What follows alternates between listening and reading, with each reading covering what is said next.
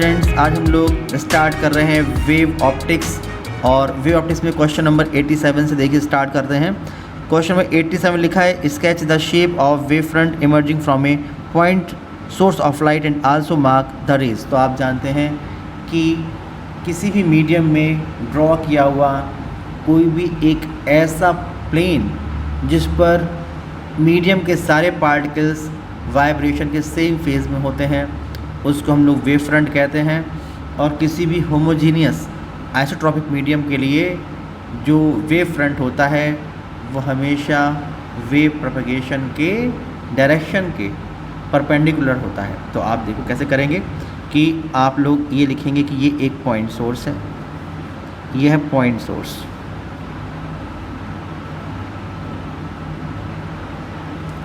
Point source of light, ये आप बनाओगे और इसको सेंटर मान के आप लोग वेव फ्रंट बनाओगे।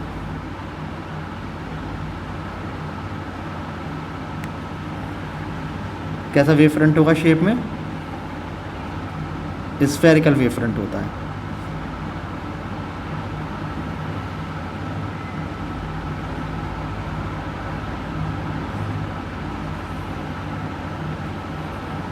ये सारे वेव फ्रंट हमने ड्रॉ कर दिए हैं। इसको सेंटर मान के डिफरेंट रेडियस के जो आप लोग स्फीयर्स ड्रॉ करेंगे ये इसके वेव फ्रंट को रिप्रेजेंट करेंगे। ओके, और आप जानते हैं कि हमारे पास कोई भी होमोजीनियस आइसोट्रोपिक मीडियम है तो वहाँ पर वेव प्रोपगेशन के परपेंडिकुलर होता है और किसी भी वेव फ्रंट के नॉर्मल जो डायरेक्शन होती है वो रे को रिप्रेजेंट करती है। तो ये रे रहेंगी,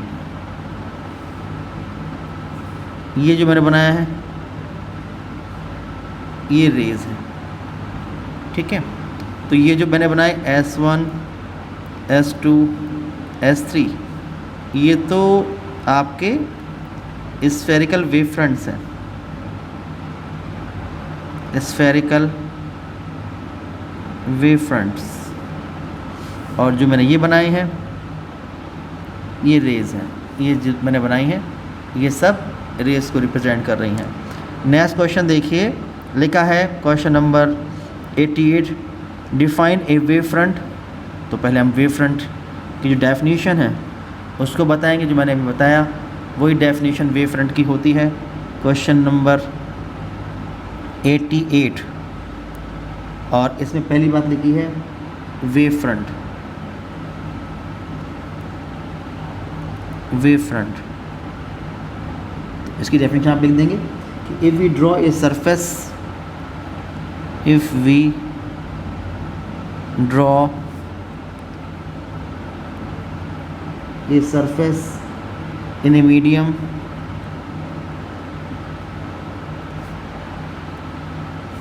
such that all the particles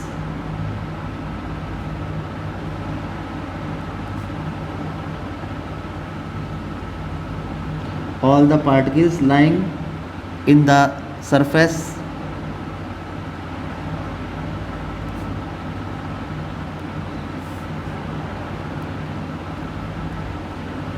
are in the same plane या are in the same phase of oscillation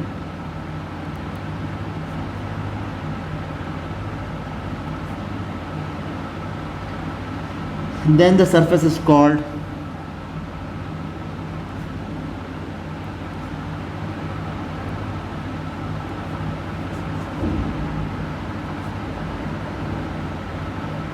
the wave front।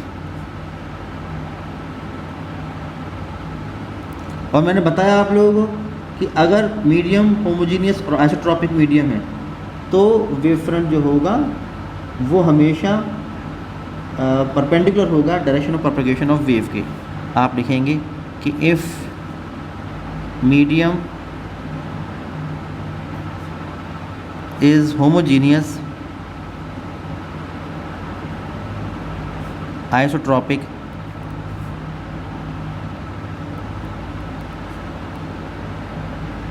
then क्या बताया कि wave front of the wave is perpendicular then the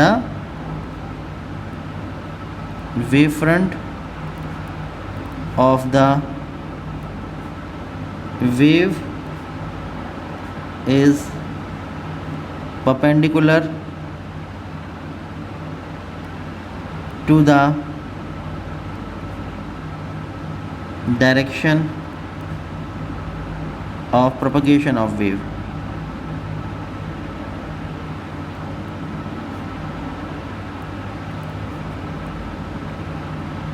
ये मैंने बताया आप लोगों को। और आप जानते हैं कि जो लाइन आप ड्रॉ करेंगे नॉर्मल से, नॉर्मल डायरेक्शन में वेव फ्रंट के, वो हमेशा उसको हम लोग क्या कहेंगे, रे कहेंगे। आप लिखेंगे कि the direction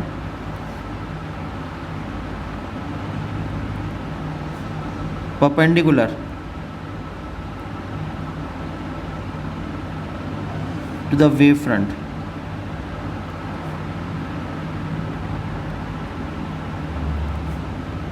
is called ray, is called ray। तो ये पहली बात कंप्लीट हो गई।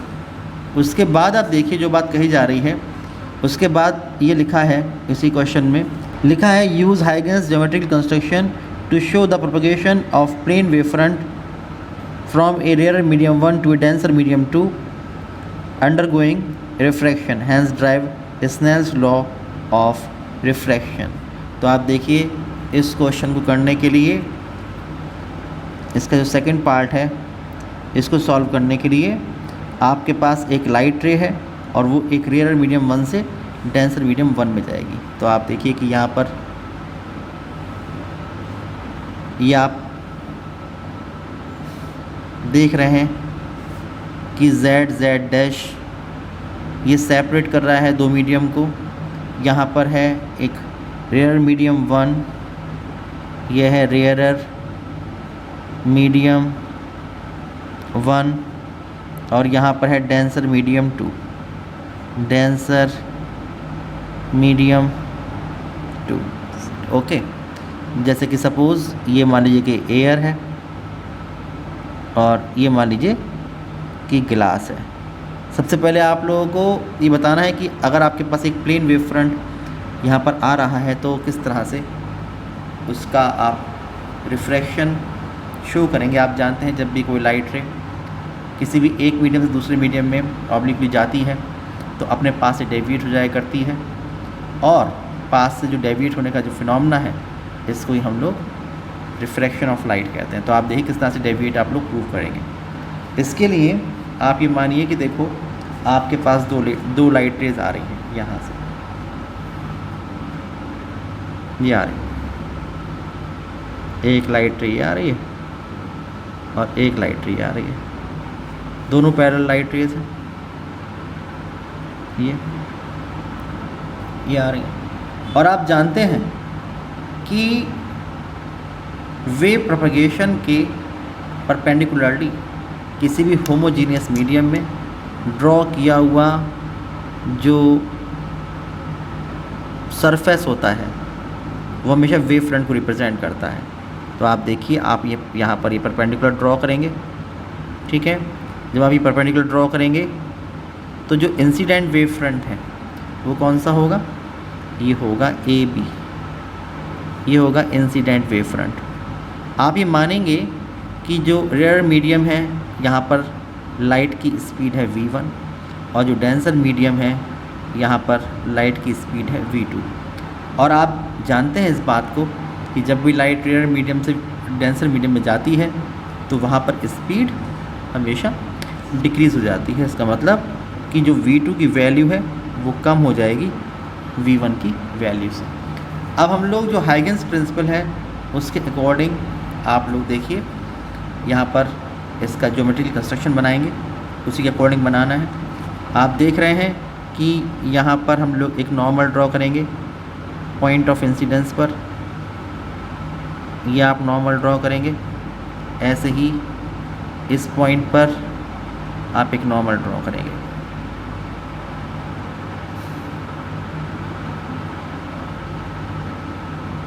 ये आप एक नॉर्मल ड्रॉ करेंगे।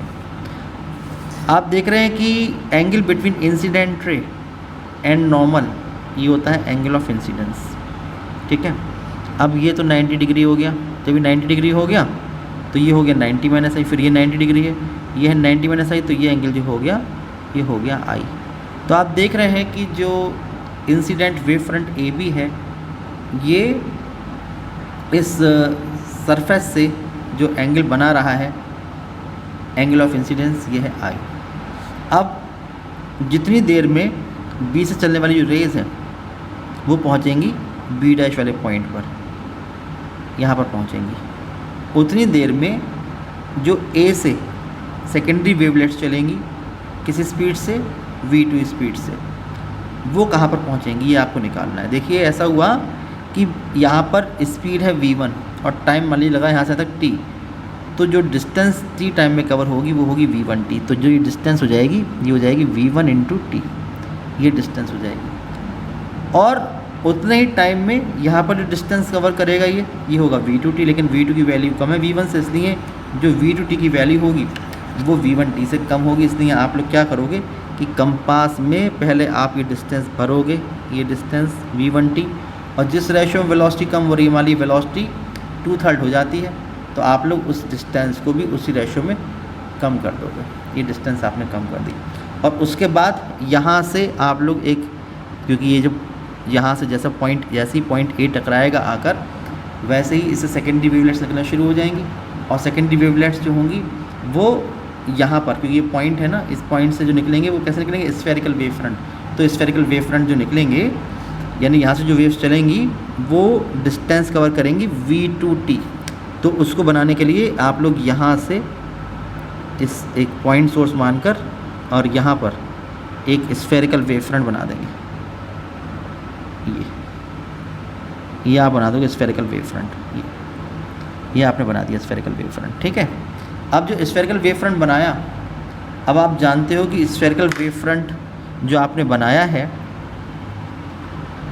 तो वेव्स तो यहाँ भी पहुँचेंगी, यहाँ ही पहुँचेंगी, यहाँ ही पहुँचेंगी, लेकिन जो रिफ्रैक्टेड वेव फ्रंट है उसको बनाने के लिए आपको क्या करना पड़ेगा, आप जानते हैं कि जो वेव फ्रंट होता है वो हमेशा रेस के परपेंडिकुलर डायरेक्शन में होता है, इसलिए यहाँ से आप लोग पहले यहाँ पर एक टेंजेंट ड्रॉ करेंगे, यहाँ पर आप एक टेंजेंट ड्रॉ करेंगे, इस पॉइंट बी डैश से एक टेंजेंट ड्रॉ करेंगे, ये आप टेंजेंट ड्रॉ करेंगे, और उसके बाद इस पॉइंट को मिलाते हुए आप आगे रे को बढ़ा देंगे,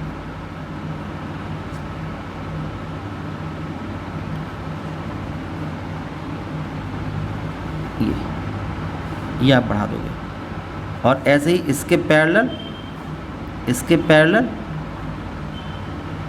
यहाँ से, क्योंकि आप जानते हैं वेव फ्रंट के नॉर्मल या परपेंडिकुलर डायरेक्शन में ये रे होती है, तो ये रेज जा रही हैं, ये रिफ्रैक्टेड रेज हैं, और इसलिए जो ए डैश वी डैश है ये रिफ्रैक्टेड वेव फ्रंट है।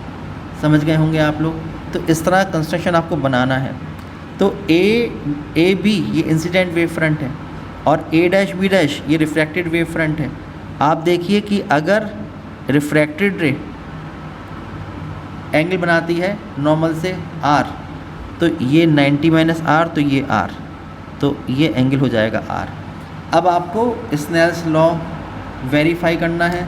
तो स्नेल्स लॉ वेरीफाई करने के लिए आप लोग देखेंगे, आप जानते हैं स्नेल्स लॉ क्या होता है। स्नेल्स लॉ होता है कि sine I upon sine are is equal to a constant which is called the refractive index of this medium with respect to this medium, refractive index of second medium with respect to first medium. ये है Snell's law. तो आप देखो कि इस triangle से आप लोग पहले साइन आई निकाल लो। आप ये देख रहे हो कि यहाँ पर जो डिस्टेंस कवर करी है ये है v1t और यहाँ पर वेलोसिटी v2 होती है, तो उतने टाइम में जो डिस्टेंस कवर करिए a डैश ये हो जाएगी v2t, ये डिस्टेंस हो जाएगी। तो आप लिखेंगे कि in triangle a b b dash a b dash, यहाँ से आप देखेंगे तो आप लिखेंगे sine of i is equal to कितना होगा, B B dash upon A B dash, B B dash upon A B dash, equation number 1। फिर triangle A dash B dash, क्योंकि आप देखो आपने यहाँ पर ये तो टेंजेंट ड्रॉ किया तो एंगल 90 डिग्री का होगा, तो आप लिखेंगे in triangle A dash B dash. यहाँ से आप देखोगे तो sine of angle r is equal to हो जाएगा A dash upon A B dash, A dash upon A B dash, equation number 2 ये हो जाएगा। अब आप लोग को साइन आई अपॉन साइन आर निकालना है, तो डिवाइडिंग 1/2 डिवाइड कर देंगे,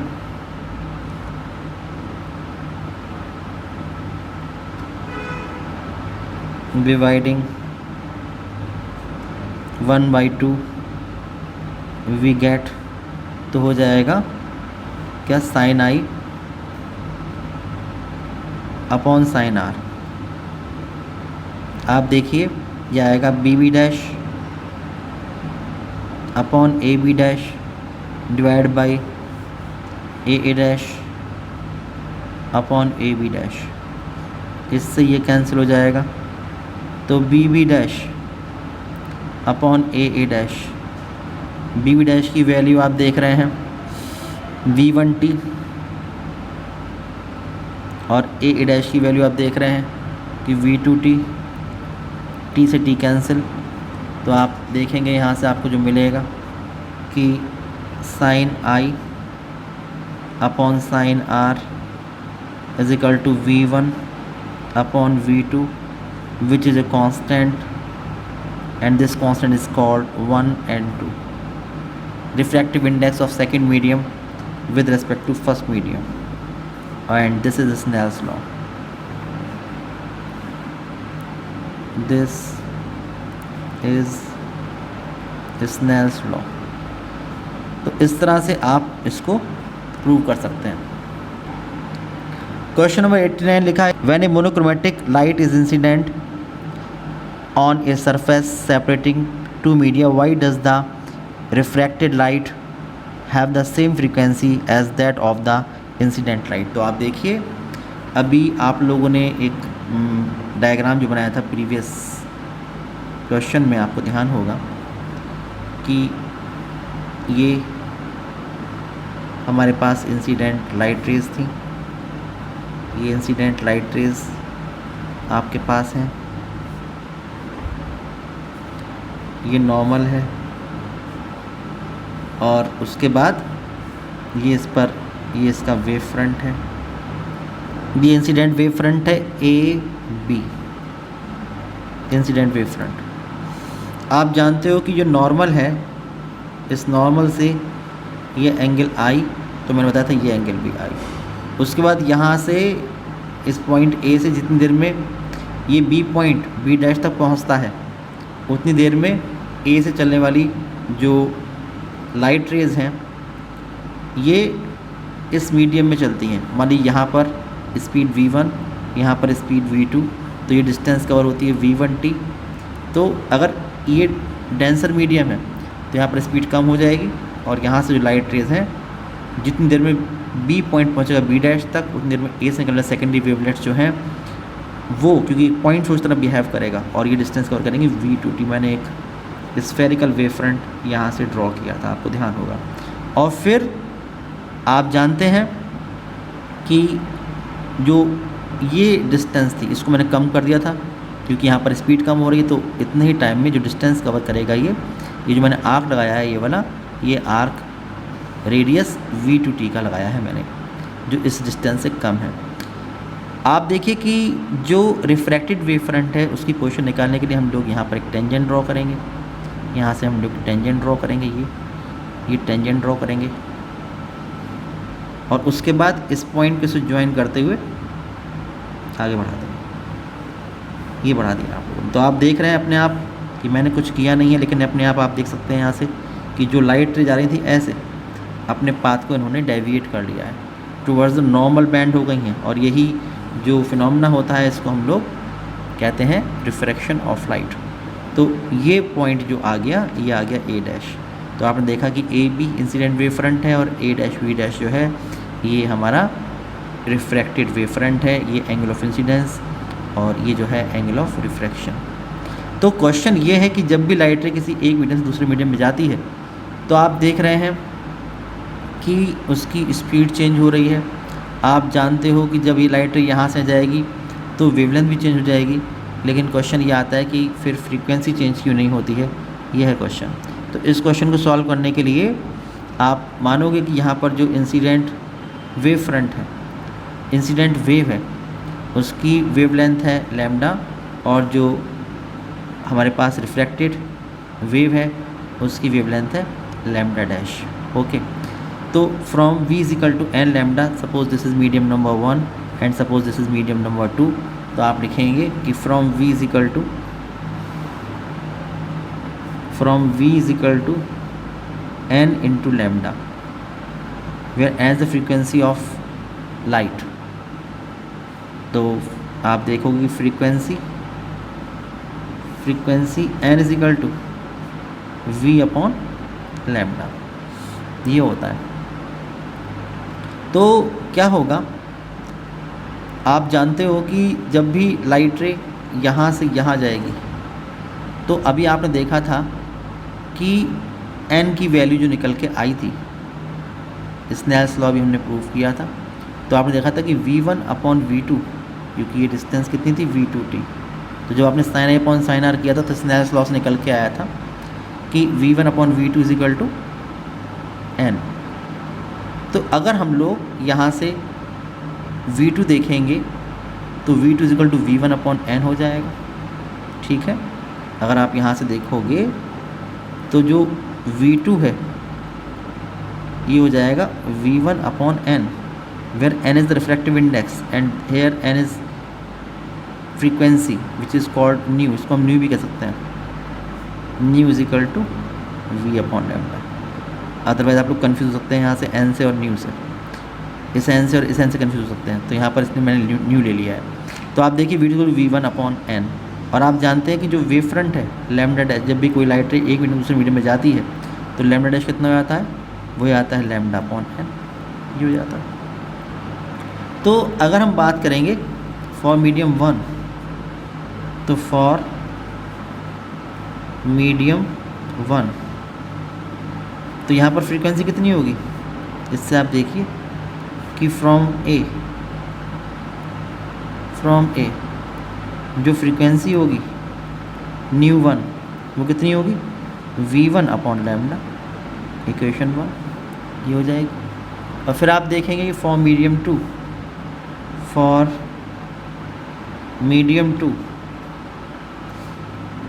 अगेन फ्रॉम ए की frequency nu 2 is equal to v2 upon lambda dash, equation 2 ये हो जाएगा। अगर आप लोग 1 को प्रोसीड करेंगे, फ्रॉम 1 से आप प्रोसीड करें तो आप देखेंगे कि nu 1 is equal to v1 upon lambda, ये है, ठीक है। और यहाँ से आप देखिए v1 कितना है, अगर आप v1 यहाँ से देखेंगे तो n इंटू v2, यहाँ से अगर आप लैम्डा देखेंगे तो n इंटू लैम्डा डैश, इससे कैंसिल, और v2 अपॉन लैम्डा डैश किसके इक्वल है, फ्रॉम 2, दिस इज़ न्यू 2, तो nu 1 is equal to nu 2। इसका तो फ्रीक्वेंसी कोई चेंज नहीं होता। रीज़न क्या है, रीज़न ये है कि जब भी कोई लाइट रे किसी भी एक मीडियम से दूसरे मीडियम में जाती है, यानी उसका रिफ्रैक्शन होता है, तो जिस रेशो में वेलोसिटी में चेंज होता है, आप देखिए कि वेलोसिटी जो है, नई वेलोसिटी वो v1 वेलोसिटी का 1/n टाइम्स हो गई है, और उसी रेशो में वेवलेंथ में चेंज होता है, लैम्डा अपॉन n हो गई है। तो इसलिए जब अगर आप यहाँ से भी देखोगे तो nu is equal to v2 upon lambda dash, v2 जो आप v1 upon n and lambda dash के लैम्डा अपॉन n, तो n से n कैंसिल। तो क्योंकि जब भी कोई लाइट रे रिफ्रैक्शन के प्रोसेस में किसी भी एक मीडियम से दूसरे मीडियम में एंटर करती है, तो जिस रेशो में वेलोसिटी में चेंज होता है उसी रेशो में वेवलेंथ में चेंज होता है, इसलिए जो फ्रीक्वेंसी है वो कांस्टेंट रहती है। ये आपका आंसर होना चाहिए। क्वेश्चन नंबर 90 देखिए, लिखा है a plane wave front approaching a plane surface separating two media if medium 1 is optically denser and medium 2 is optically rarer using Huygens principle explain and show how a reflected wave in front is constructed. Verify Snell's law. तो ये question अभी मैंने जो किया था पिछला question number 88 बिल्कुल वैसे क्वेश्चन है क्वेश्चन नंबर 90, लेकिन यहाँ पर फ़र्क ये है कि अब ये एक सरफेस है यहाँ, ये दो मीडियम को सेपरेट कर रही है। अब ये जो मीडियम है ये है डेंसर मीडियम 2, ये डेंसर मीडियम है, मीडियम नंबर 1 ये डेंसर मीडियम है, और जो मीडियम नंबर 2 है वो रेयरर है,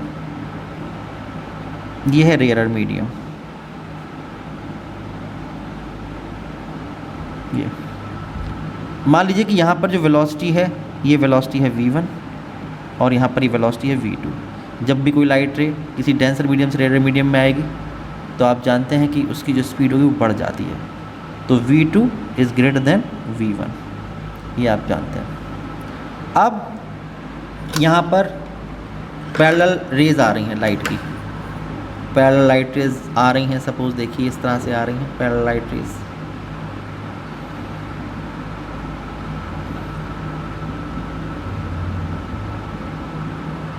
ये आ रही है पैरेलल लाइट रेज, ठीक है, ये आ रही है पैरेलल लाइट रेज। आप लोग इस पर नॉर्मल ड्रॉ कर लीजिए, पॉइंट ऑफ इंसिडेंस पर आप नॉर्मल ड्रॉ करेंगे।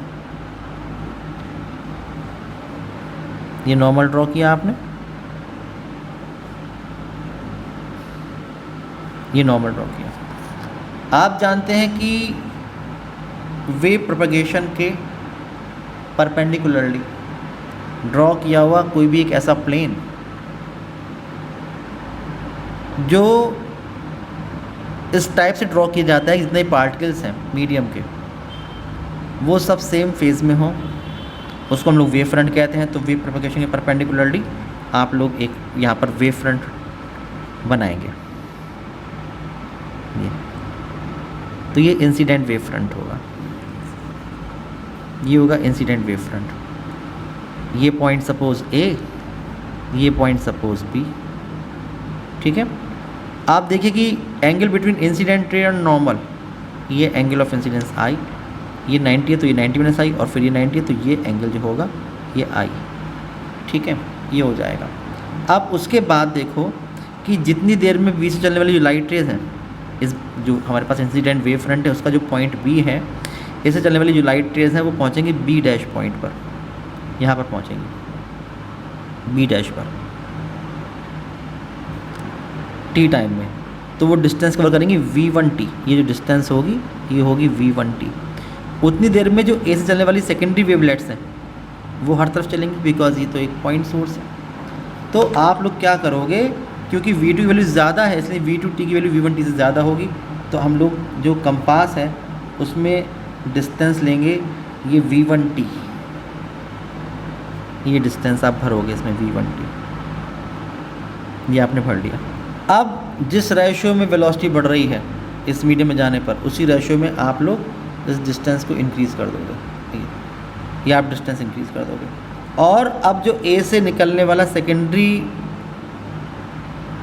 वेव फ्रंट है वो, उससे जो वेव्स चलेंगी, आप लोग यहाँ से एक वेव फ्रंट ड्रॉ करेंगे, कैसा, स्फेरिकल वेव फ्रंट, ये आप ड्रॉ करोगे, ये हो गया स्फेरिकल वेव फ्रंट, ये आपने ड्रॉ किया। तो ए से चलने वाली लाइट रेज हैं, आप देख रहे हैं कि वो यहाँ भी पहुँचेंगी, यहाँ भी पहुँचेंगी, यहाँ भी पहुँचेंगी, यहाँ भी पहुँचेंगी। और मैंने आपको बताया था कि जो रिफ्रैक्टेड वेव फ्रंट है उसका पता लगाने के लिए हम लोग यहाँ पर एक टेंजेंट ड्रॉ करते हैं। तो टेंजेंट ड्रॉ करेंगे, देखिए आप लोग यहाँ से इस बी डैश पॉइंट से यहाँ पर एक टेंजेंट ड्रॉ करेंगे, ये पॉइंट आया तो इस पॉइंट से इसको ज्वाइन करेंगे ये, और इस पॉइंट से ज्वाइन करते हुए इस लाइट रे को आगे बढ़ा देंगे। ये समझ पा रहे होंगे, ऐसे ही करना है, ये आप बढ़ा दोगे, और इसके पैरेलल यहाँ पर ये आप बढ़ा दो। ठीक है, तो ये इस मीडियम में कैसी रेज होंगी, रिफ्रैक्टेड। और आप देख रहे हो कि जो ए डैश वी डैश होगा, ए डैश वी डैश, ये हमारे पास रिफ्रैक्टेड वेव फ्रंट होगा। अगर ये एंगल आर होगा तो ये एंगल होगा 90 - आर। तो जो refracted wave front A dash V dash rarer medium में जो एंगल ऑफ रिफ्रैक्शन बनाएगा वो होगा आर। अब हम लोग स्नेल्स लॉ को वेरीफाई करेंगे, जैसे भी हमने वेरीफाई किया वैसे ही वेरीफाई करेंगे। आप लिखेंगे in triangle A B B dash, and यहाँ पर भी देखिए 90 डिग्री का एंगल है। In triangle A dash B dash, sine i और साइन आर निकालेंगे और साइन आई अपॉन साइन आर निकालेंगे तो ये कांस्टेंट निकल के आएगा। आप लिखेंगे कि in triangle A B B dash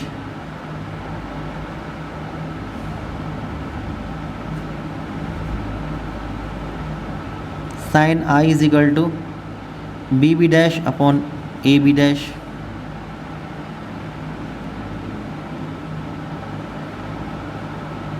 भी डिस्टेंस तो आपको ध्यान होगा कि आपने V2T बनाया था। In triangle A dash B dash,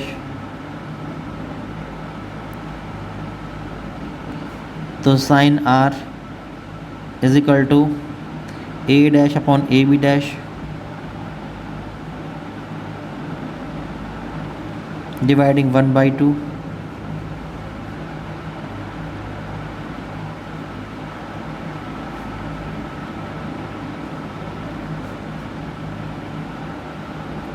we get, जब डिवाइड कर देंगे तो आएगा sine i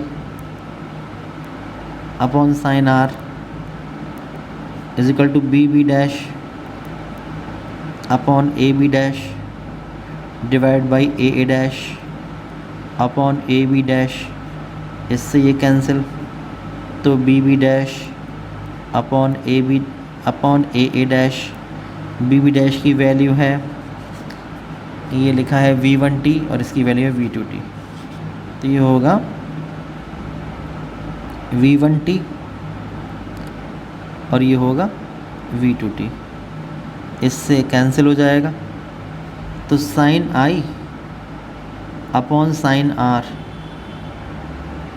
is equal to होगा V1 upon V2 which is called the refractive index of rarer medium with respect to denser medium. उल्टा है लेकिन लिखेंगे 1 and 2 क्योंकि refractive index of second medium with respect to first medium है ना, ये हो जाएगा। And this is Snell's law, ये कांस्टेंट होता है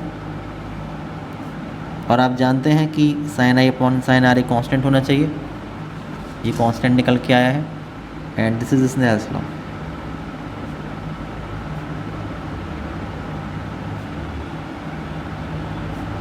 तो आप देख रहे हैं इस तरह से जो स्नेल्स लॉ है ये वेरीफाई हो गया है। अब हम लोग जो क्वेश्चन स्टार्ट कर रहे हैं उन क्वेश्चंस के लिए आपको फॉर्मूला याद होने चाहिए। देखिए क्वेश्चन नंबर 91 लिखा है how would the angular separation of the interference fringes in Young's double slit experiment change when the distance between the slits and the screen is halved.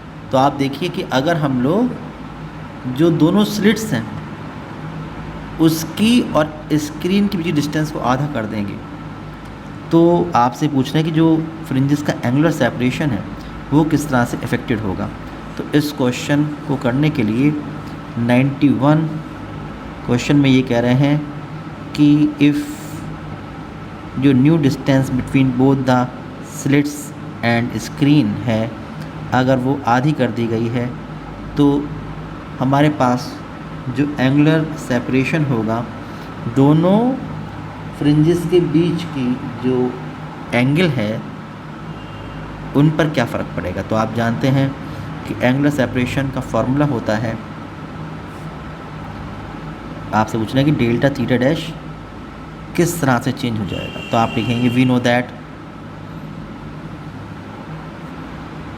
we know that in Young's double slit experiment जो angular fringe width होती है, या जो angular, या तो आपका ये angular fringe width और angular fringe separation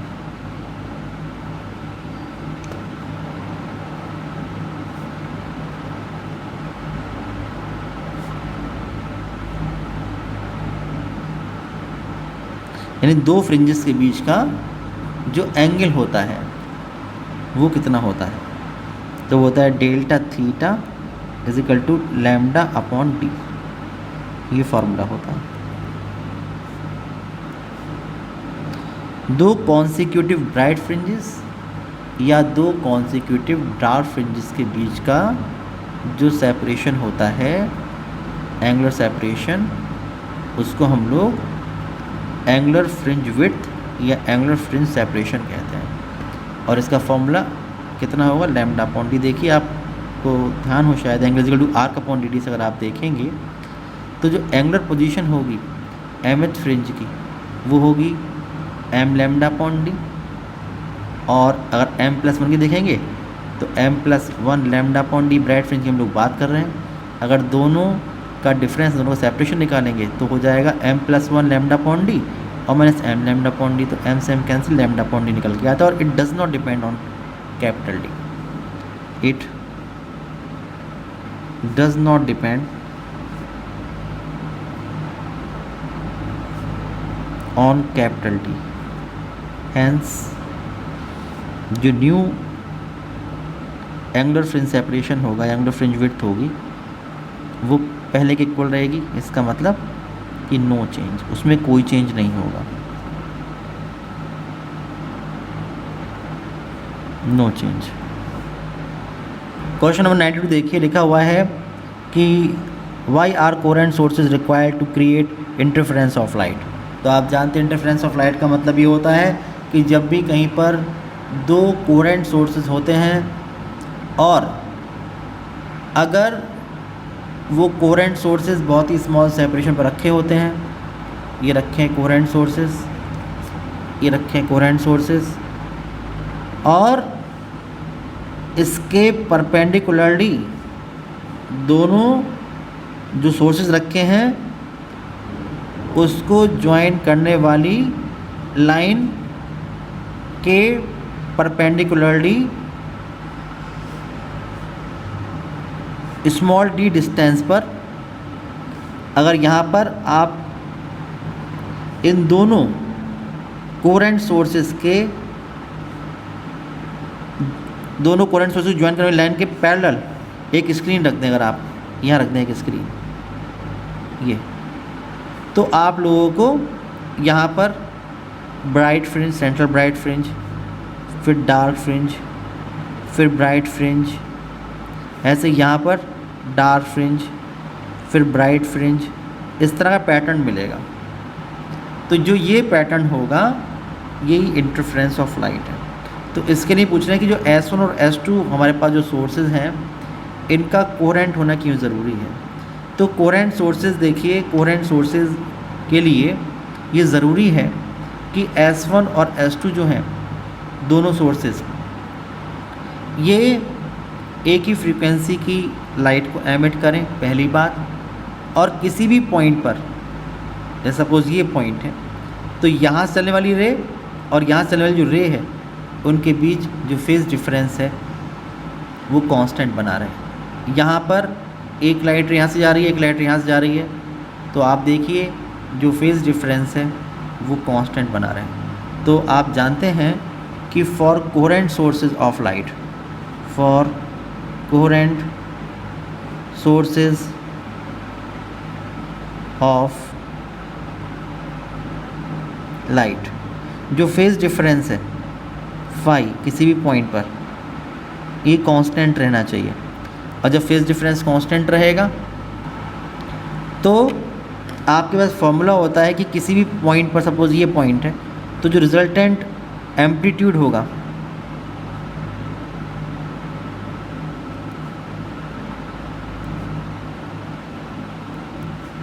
are equal to ये होगा under root A1 square plus A2 square plus 2A1 A2 into cos phi, ये होगा। इस तरह से अगर आप देखें रिजल्टेंट इंटेंसिटी की बात आप करोगे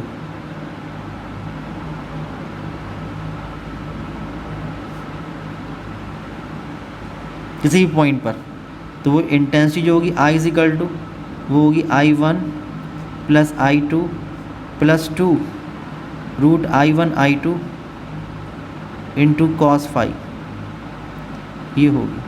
तो अगर कोहेरेंट सोर्सेज हैं तो कोहेरेंट सोर्सेज के लिए किसी भी पॉइंट पर जो फाई है अगर वो कांस्टेंट होगा तो आप देखोगे कि वहाँ पर जो रिजल्टेंट हमारे पास वेव बन रही है तो उसका जो एम्पलीट्यूड है वो भी कांस्टेंट रहेगा, और यहाँ पर जो लाइट आपको मिल रही है उसकी इंटेंसिटी वो भी कांस्टेंट रहेगी।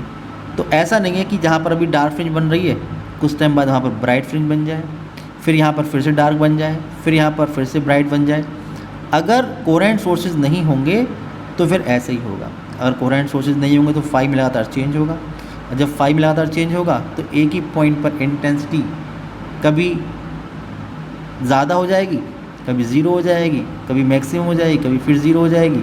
यानी कभी एक ही पॉइंट पर ब्राइट फ्रिंज बनेगी, फिर वहीं पर डार्क बन जाएगी, फिर ब्राइट बन जाएगी, फिर डार्क बन जाएगी। लेकिन परसिस्टेंस ऑफ विज़न की वजह से हम लोगों को एक जनरल इल्यूमिनेंस पूरी स्क्रीन जो होगी वो एक सी चमकती हुई नज़र आएगी। तो आप लोग जो इंटरफ्रेंस पैटर्न है उसको आप लोग देख नहीं पाएंगे, इसलिए कोहेरेंट सोर्सेज का होना बहुत ज़रूरी है। क्वेश्चन नंबर 93 देखिए, लिखा है कि how does the fringe width of the interference fringes change when the whole apparatus of the Young's experiment is capped in a liquid of refractive index 1.3। अगर पूरे एपरेटस को आप लोग किसी ऐसे लिक्विड में डिप कर दें जहाँ पर जिसका रिफ्रैक्टिव इंडेक्स 1.3 है, तो जो फ्रिंज विड्थ है उस पर क्या असर पड़ेगा। तो आप जानते हैं कि अगर कैपिटल डी क्या होता है, ये distance between plane of both the slits coherent sources and the screen, ये डिस्टेंस होती है। एंड स्मॉल डी क्या होता है, स्मॉल डी जो होता है ये separation between both the slits, ये स्मॉल डी होता है। अगर ये इस कैपिटल डी है, ये डिस्टेंस कैपिटल डी है, ये डिस्टेंस कैपिटल डी है, और ये डिस्टेंस स्मॉल डी है जो सेपरेशन है दोनों स्लिट्स का। तो जो फ्रिंज विड्थ होती है वो होती है कि fringe width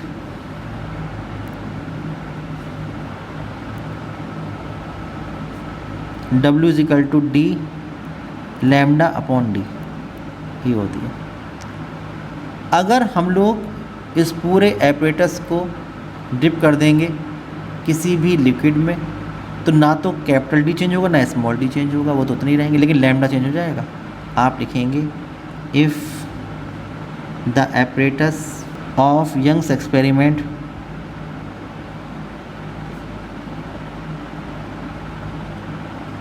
is dipped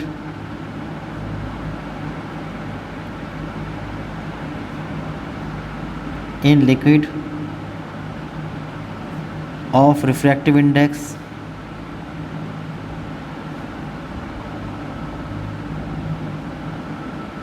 1.3, then new wavelength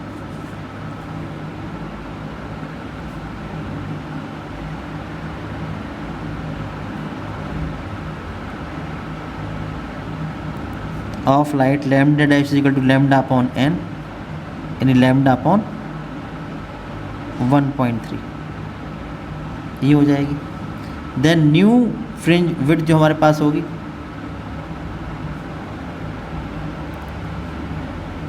in this case new fringe width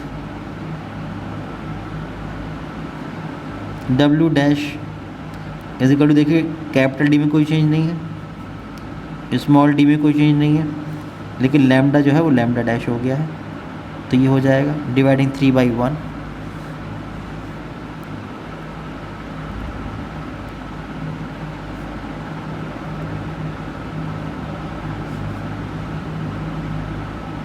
we get, तो W dash upon W is equal to D lambda dash upon small D divide by D lambda upon T.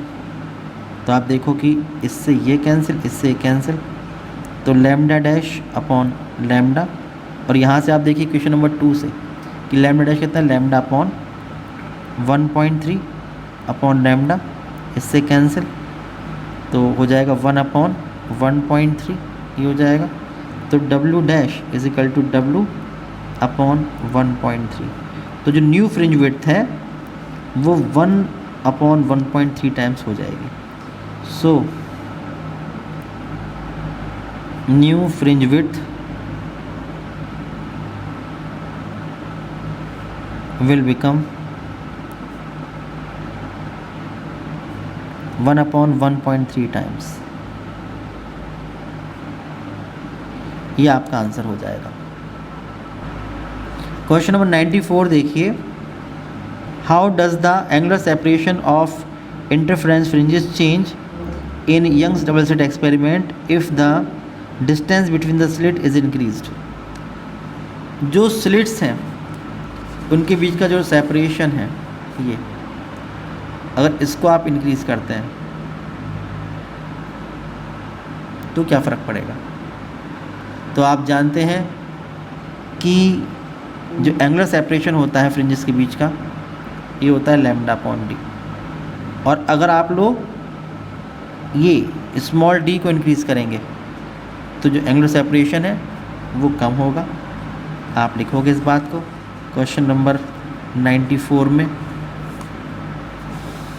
आप लिखेंगे we know that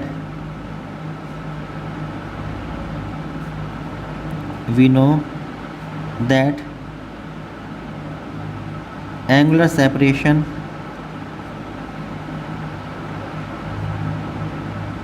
of fringes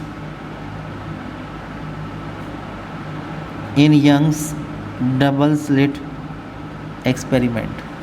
क्या formula होता है, ये होता है delta theta is equal to lambda upon D, ये formula होता है।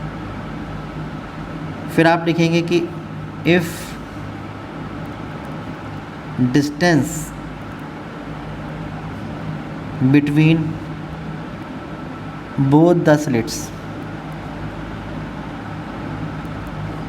Small D increases, then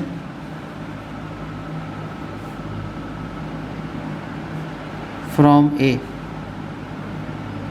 delta theta decreases। तो it implies that कि angular separation जो होगा वो डिक्रीज होगा।